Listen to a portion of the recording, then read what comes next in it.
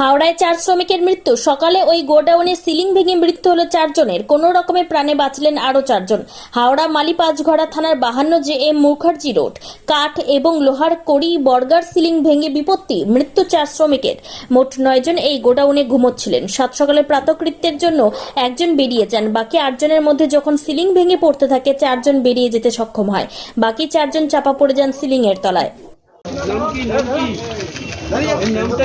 একটু সামনে না বলা তো আগে জন গেল।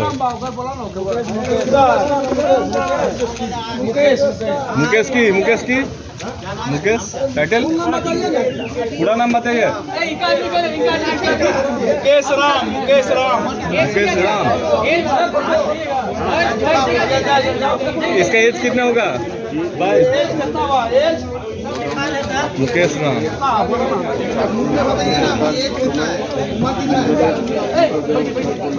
अंदाज